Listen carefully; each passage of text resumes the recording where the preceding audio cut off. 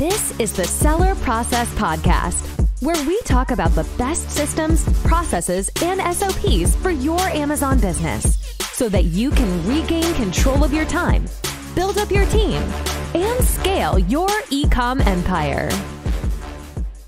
Hello, entrepreneurs. If you're looking to take your brand to the next level and you're keen to deliver an excellent experience for your customers and create products and content that are truly tailor-made for them, then this episode is for you.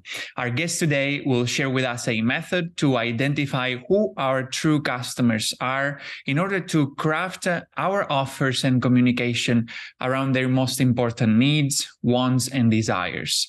I'm joined today by Monica Sharma-Patnekar, an e-commerce brand mentor and consultant who's been working with Fortune 500 companies as well as startups and small business owners who want a more clear and focused vision for their brand so that they can communicate and connect with their real audience and have more impact with the products that they sell.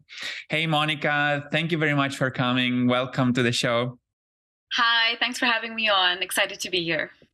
You might not know that in several episodes in the past, there's always this topic that it's coming up that is about the customer avatar. In almost every episode we have, we keep saying, but by the way, you should know who your customer is in order to do this and that, So every time the customer avatar, it's like a topic that comes up because it's kind of a foundational to everything that comes after, right? So any marketing activity, anything else, it comes after who the customer avatar is, right? Yes. But in our pre-interview chats, we discussed about this topic about customer avatar and your real customer. That's why actually I didn't mention customer avatar in the introduction, because what you just told me in our last call is that you don't really like the concept of customer avatar because you prefer the one of real customers. So maybe we can introduce this, like what does it mean being a real customer, like identifying how real customers and why is this important for Amazon sellers? Why should they care? Yeah, no, I really love that you brought this up because when you say customer avatar, or even especially what people use even more is an ideal customer, what I see happening is that people are making up things from their imagination. It's something in their head, like this is the person I think I'm targeting, or the one I'd like to target, or the person is like me. And then they're making this profile just basically out of what they think it is, versus who is that person who's really adding to cart and buying from me? Who is that person? And that is your real customer, your true customer. And really knowing who those people are is key to growing your business.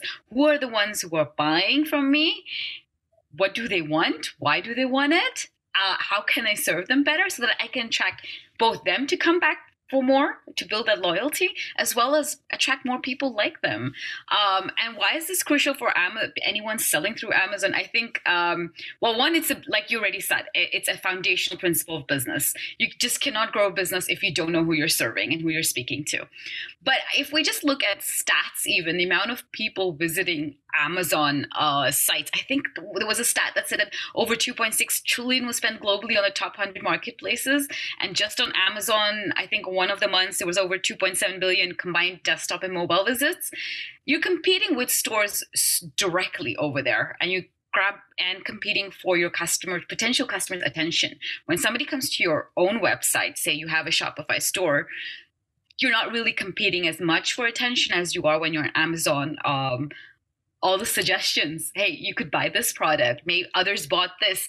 You immediately, people can just click away within even a second on there. So knowing who they are so that you can hook them in and they understand why they should be buying from you authentically is really crucial to growing that business. Yeah, for sure. Just a quick follow-up question on that. We just mentioned that basically people talk about ideal customer. I'm wondering, is there there might be the case where there is a disconnect between the ideal customer and the our real customer. Maybe we want to have some specific customer, but what we're actually getting, it's another type of customer. Is that can happen, do you think? It can absolutely happen. Mostly I've seen that people have made, in their imagination, this is like, okay, this is the people I think we're serving. And often that can be the case when you're starting out new. You start with some kind of vision in your mind.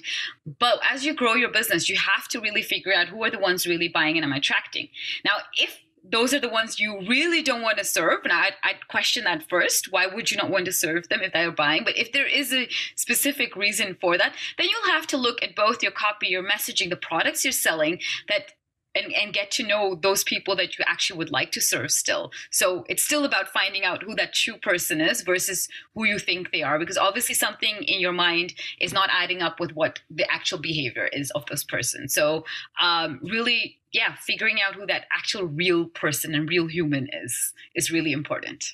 Gotcha. Okay, makes sense. So let's go to the process of the day. Let's call it, right. So every time in every episode of this podcast, we discuss about a specific system or a process or an SOP. So today we're going to cover like your method to identify a real customer. So what that looks like, what's the first step? Let's dive deep into that. Yeah. So just really quickly, how I look at the customer, you have the customer segment, obviously people with common traits. Everybody knows that. Within that, who's that one real person I'm speaking to? And within that, what is that person's core need, want, and desire, that customer desire insight? What is it? It's not really your solution yet, but it's just really what they're looking for, that end state. And how do you find that out? Well, pure customer research. We're going to come down to really basic foundational principles. And there are different ways. You can do, obviously, online, a lot of research, especially through, if you're selling on Amazon, through a lot of your testimonials and competitor testimonials, blogs, content out there. You can send out surveys. And thirdly, which is one of the most crucial ones I do believe is important if you are able to do that and have contact with your customers, is really direct one-on-one customer interviews. Really have meaningful customer conversations. Okay, that's great. I mean, this is something that we can touch shortly because there are different features that maybe Amazon sellers cannot access, right? I mean, there is just different between Amazon sellers and Shopify sellers in terms of, and like, let's say, direct to consumer sellers, there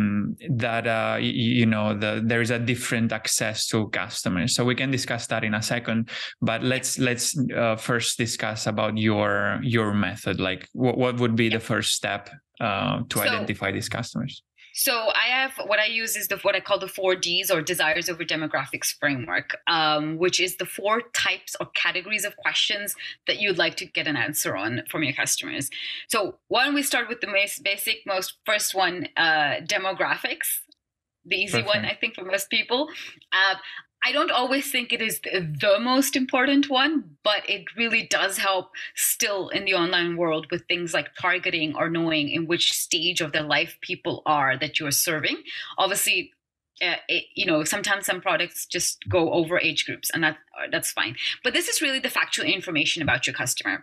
Whether it's the age, gender, ethnicity, depending on your products, maybe certain information, are they house owners or do they rent? It can be, but actual factual information that you would like to know about them, especially life stage tends to be a really important one for people as well. So this is really the basic thing to start with.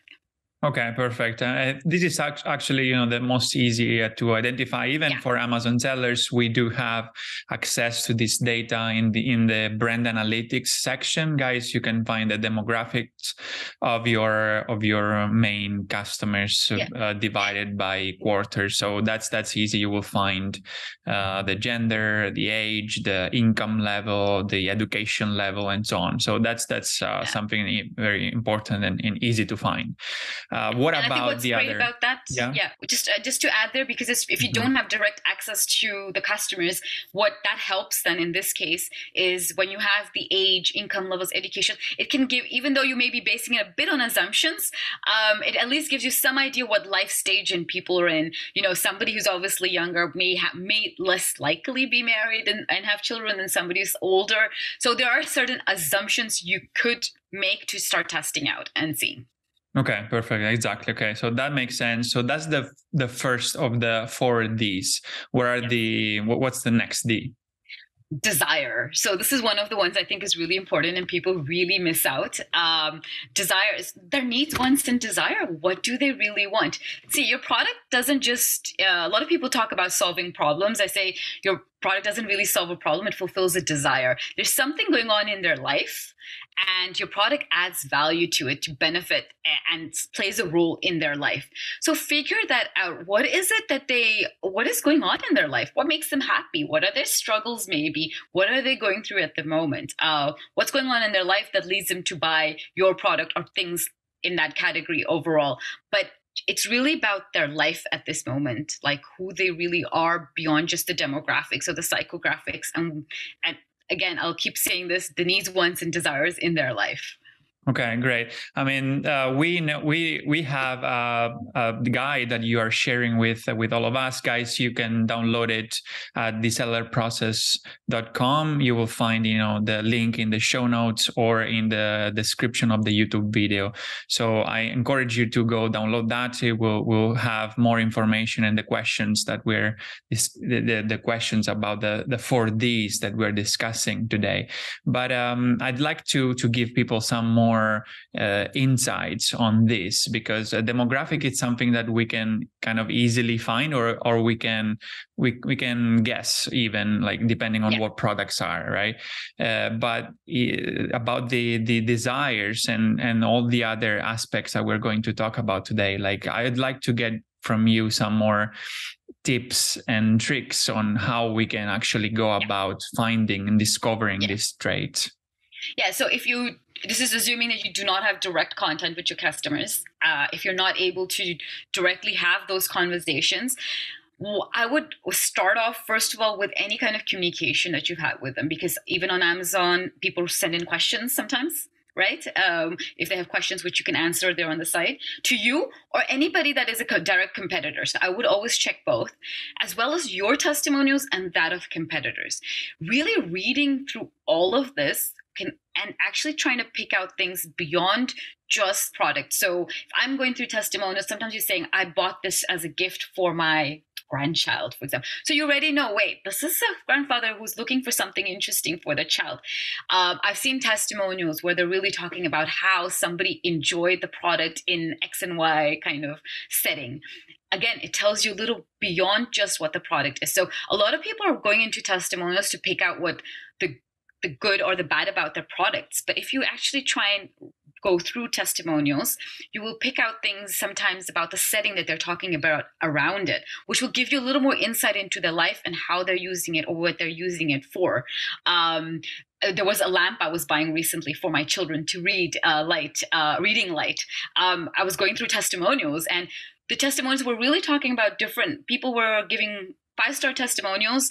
And they were actually talking about how and when they were using the light. So it wasn't just what was so great about it, but it was fantastic. I was reading at night in my bed, or I was sitting in a corner near the sofa, and now it's winter. So it tells you more. So I would like you to really challenge you to go through any communication you've had, testimonials, questions, maybe if they have been able to directly mail you, and go beyond that. And if you look at from both competitors and yourself, it will also give you the kind of people that are coming to you, the kind of people going to competitors. Look at the positive reviews, but also the negative reviews, because that can usually tell you what's missing for them or what's not fitting into their life right now.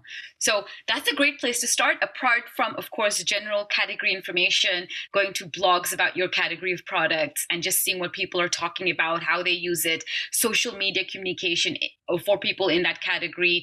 So those are, again, further ways to go and find out that kind of information.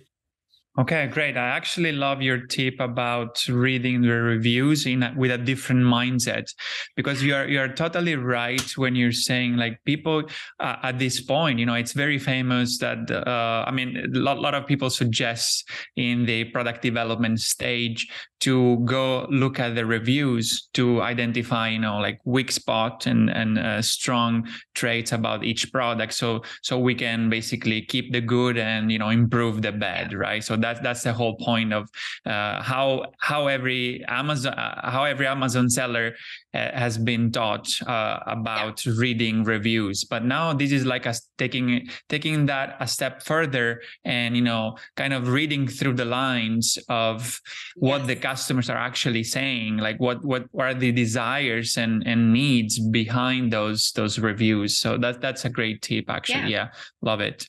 Okay, cool. So then we have 2 more Ds to go. Like what is the next phase? So I call that do. So what are your customers doing in your category? How are they behaving? So this is directly related now to your products and that of competitors. When are they buying it? How do they find you? What are the triggers that leads them to buy from you? What are the barriers that's stopping them? What are maybe the alternatives that they're going to? So it's really about within your category, how are they really shopping, kind of along that customer journey that they're taking to reach you.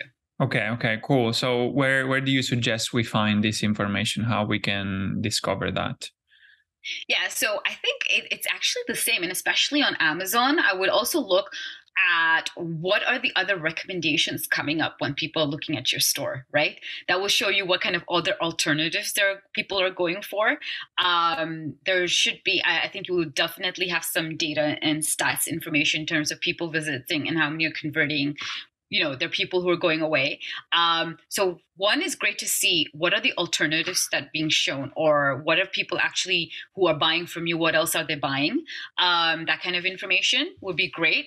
And again, your testimonials will, it's usually people who've purchased, but especially the negative one will show you some of the barriers, because that's what's going to stop others who are coming to your product page to buy from you again, right? If they're reading the negative testimonials and they're choosing to go away, you can see what is causing that. That will give you a lot of the key barriers that you can pick up. And again, the positive ones will give you the positive triggers that people want to buy. So again, there is so much power in the testimonials. I think more than people realize. You just need to look at it from a different point of view. And again, the questions, and this is where I think the questions become more important. They send in when they on Amazon, there's a lot of questions that people are asking more specifically about the product and things. This can also give you a bit more information about what other information is it that people need to be able to make this purchase. Yeah, exactly. Okay, so that's actually a very good section that you should guys look at. The questions and answers section in the product detail page. That also contains a lot of very, very interesting insights, because if people are bothering writing a question, then it means that it's important for them, so they're not just giving up on the product, they're asking you a question, so it means that it's important for them to know that. And from that you can read through the lines and understand why is that question important for them, and then figure out what's their personality, why do they need to know that, and things like that.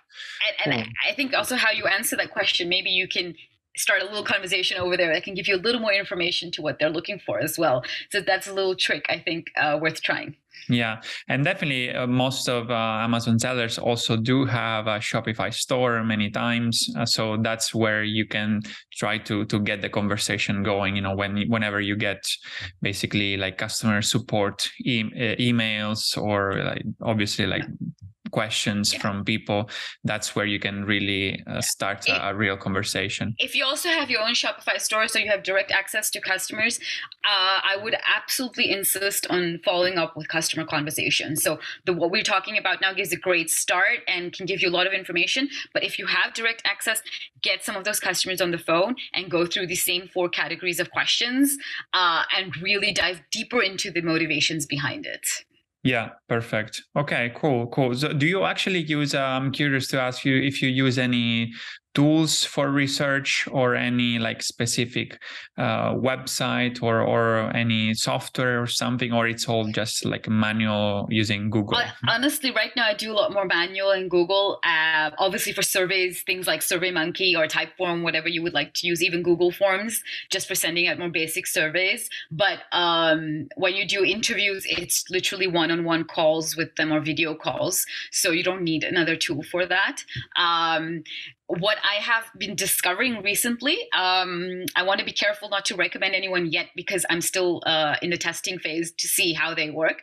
But I recently learned about a few AI-based tools, research tools, which will actually, especially for scour the internet with all the testimonials, all the content, all the talking and whispering that customers do online, and be able to use NLP-based analysis to really do that kind of research for you as well.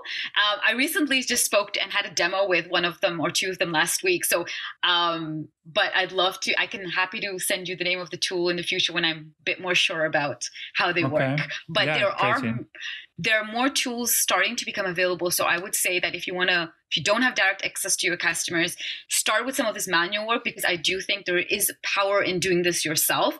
And then you can always supplement with AI-based tools to help you get it on a more wider scale. For sure. Okay. That's interesting. Definitely, I'd love to hear more about the AI solutions. But going back to like contacting your customers, I'm wondering like how open are they to have a call with you? I mean, this is something I never experienced myself. So I think most people could have the opportunity to speak with some customers because maybe, they have been approached by them through their direct website, from their Shopify website, for example. So many could have that opportunity to speak with a few customers. But how do you approach them? How do you bluntly ask them, hey, do you want a call? Do you have a call with me? Or do you give them some incentives? How do you go about that?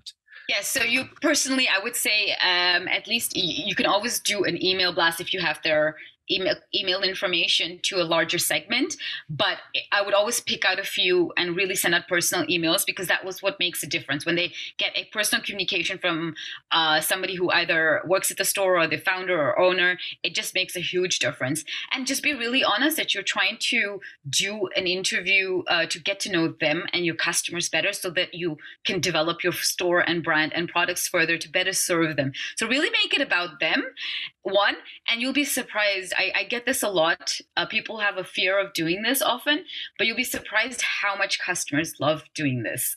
There'll always be a handful who say no, but there's a lot who say yes. One, because they feel heard and seen when you reach out to them. They feel like you care about them.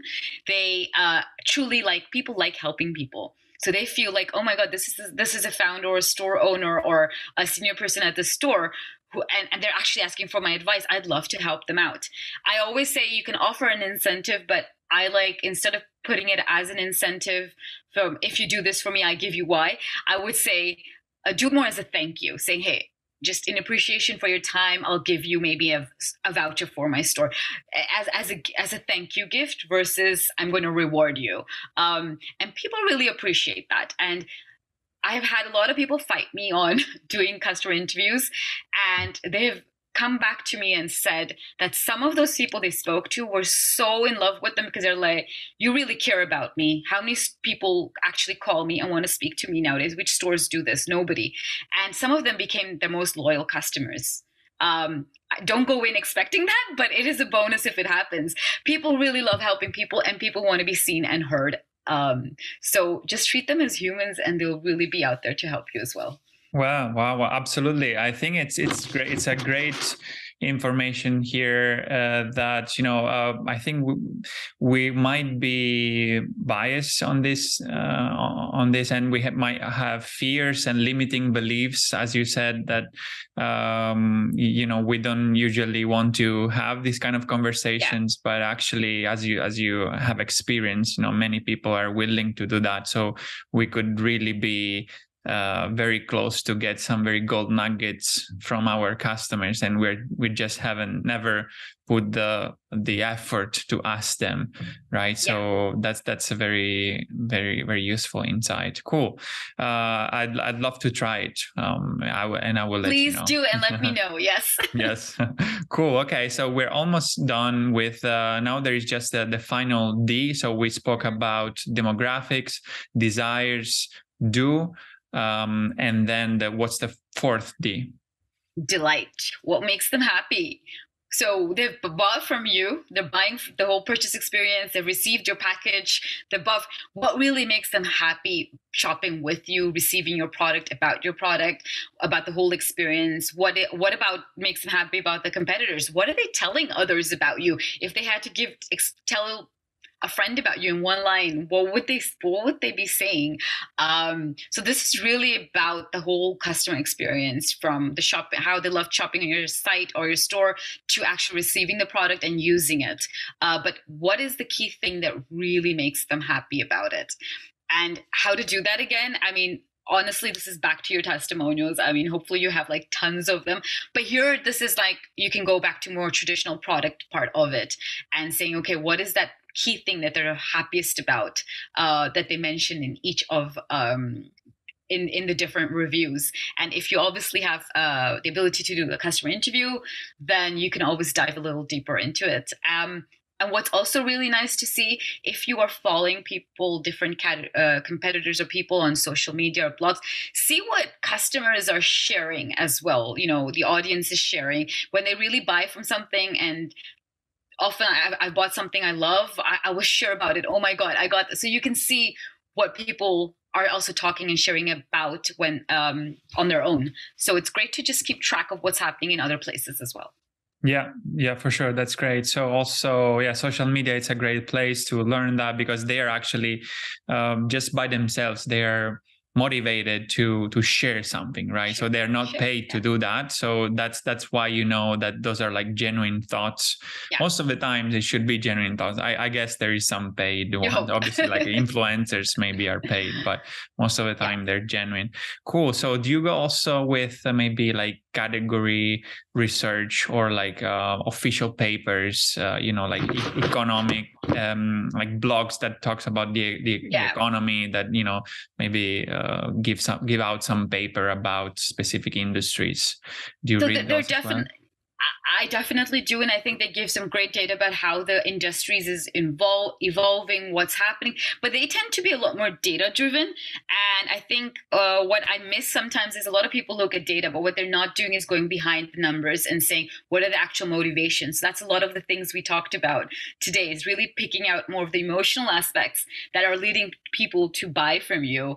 And that's why going into blogs, for example, could also help you with that. What are the people recommending over there? So reports and studies are absolutely great to look into, because it will keep you on top of, okay, how's things evolving? But make sure that you go a step further, whether it's reading blogs, social content, or through all your testimonials, any communication that you may have had with them, and potentially customer interviews, to really go dive a little deeper behind it. And what's also great is that any content from that you can really pick out and use directly in messaging and copy as well, right? To do your marketing and use the voice of your customer. Right. Okay, cool. So we will use guys, remember that you can use the questions that we discussed about, and the many more questions will be written also in the guide that Monica is sharing with us. So remember to download it from our website, thesellerprocess.com. Okay, you will get all the questions if you want to go deeper and start actually implementing this process. So now, after we have identified, we have a better idea of who's our real customer, right? So how do we leverage this information to grow our brand on Amazon? That's the best part. That's the fun part. So storytelling, that's what I love talking about. So, I mean, brand storytelling is really right about your narrative and stories to connect your brand to your customers. And stories, I think what we forget is that stories are memorable. Stories connect with people on an emotional level. They're unique. Your story will never be exactly the same as mine. And it also safeguards your brand because, people can copy products, but it's difficult to copy the whole essence of what you stand for. So leveraging the story, using all the insights you gain about your customer and leveraging that as a storytelling on your marketplace. So on your store there. Quick 5 tips. It can help you with your compelling product photos. So instead of just product photos, make sure, because really having good product photos is essential, right, on Amazon. But if you make sure that you also combine in more lifestyle and brand related, where it really shows your customer how it fits into their life and that they can see that, will really be helpful. Use your product page as an individual landing page. You don't have a website here where people are coming to read your whole story. They're only coming on that one page here. But there is a lot of space still to write more than just the features of your product. Benefit-driven copy. What's in it for me? Answer that for your customer. What does my product do? Functional benefits, how does it make me feel on an emotional level? And what does it do for me in my life on a transformational level? So bring that and hook them into your copy. And then obviously the product features are there to support it. And make sure you give all the other practical information a customer needs to be able to buy from you. Make sure you tell something about yourself, whether it's just 2 lines you add to your product page, just to add that human touch about why you're doing or what's your store stand for. But a lot like Amazon, a lot more stores have a store landing page nowadays as well. A few of them, not everyone I know, but the ones that have it, there you can leverage. Talk more about what the brand stands for, why you do what you do, and bring that story to life. There are actually stores I have saved where I'm literally going to go back on Amazon to buy from them because I really believe and value what they stand for as well. 4, take it offline. Your packages. You send your packages. There's a packaging expert I spoke to once called Lindsay Kwan, and she talked about how your packaging is your one-on-one conversation. They have to receive and open your package. This is the time you have their 100% attention with no other distractions. Leverage your packaging, the design of your packaging, the inserts inside. Continue to tell more about the product they have, the story, your story again behind it, and what you stand for, and other options that they can buy and how that is a value for them in their life. So really use your packaging to continue the conversation, and if you can. Here you can maybe encourage them to join an email list, an SMS list, or follow you on social so you have more direct contact with them. And finally, if you can, continue that relationship beyond the marketplace, whether it's, like I just mentioned, get them on your email or SMS list through the packaging, or follow you on social so that you can continue to bring that conversation to life. But all the insights basically go into really creating that compelling messaging, copy, and story that you can better communicate and connect with your customer on a deeper level and really build that emotional bond that will help you stand out from everybody else. Excellent. All very good, interesting insights. We're almost over our conversation today, Monica. I'd like to ask you our signature questions that we ask to all the guests here. What is your best advice to achieve more with less when it comes to setting our brand up for success? Knowing your customers. If you know who your customer is, you're going to be able to leverage both your time and money for more ROI. Instead of shooting a football on a random field, you're actually aiming on the goal. So by knowing who they are and really speaking to them, creating the products and messaging, copy, and content that really speaks to them will get you more ROI for both your time and money that you spent. Well put. Okay, that's great. Thank you very much. So I know people, will be curious to know if they will obviously be able to find more information from your PDF. But in case they'd like to reach out, like how can they find you, and what can you help them with? Yeah, so you can go to my website, businesswithmonica.com. You can also find me on Instagram under the same name, or on LinkedIn under my full name, Monica Sharma-Patnekar. Feel free to email me, hello@businesswithmonica.com, if you have specific questions. Once you download that the resource as well that we provided. You'll also be on my email list, and I give a lot of practical, inspirational tips there. And I, with business owners, I help them through my brand growth mentorship. I either have a 6-week foundational one or a 6-month with ongoing support. If you are a larger business with a team, then we obviously discuss your needs based on actually what you need and decide upon on a project basis. Awesome. Okay, thank you very much again, Monica. Was a real pleasure to have you. Thank you for sharing your tips. Thank you so much for having me. Really enjoyed it. Yeah. So guys, remember the key to success is to emulate the best. So now it's your turn to take action and put into practice, the insights that you just learned from this episode. Remember to go download the episode materials at thesellerprocess.com. Find this episode show notes. You can download it from there or from the YouTube description. All right. So guys, have a productive week, and I'll see you in the next episode. Hope you enjoyed the episode and learned something from the interview. If you're serious about creating systems for your business, automating processes, and building up your team so that you can transfer the tedious daily tasks in order to focus on more high-level strategic tasks and work on your business and not in your business, I've created a guide for Amazon sellers named Capturing Systems and Creating SOPs that you can find at thesellerprocess.com/systems ebook, where you will learn how to leverage systems and SOPs in your Amazon business so that you can accomplish more by working less, optimize your time, automate and delegate tasks, and reap the benefits of being a true business owner and not simply an operator in your own business. Go download the ebook at thesellerprocess.com/systems ebook and start implementing all the tips and insights that I share with you. And leave us a review or a comment to let us know how the content we are sharing here is making an impact in your business. And have a productive week.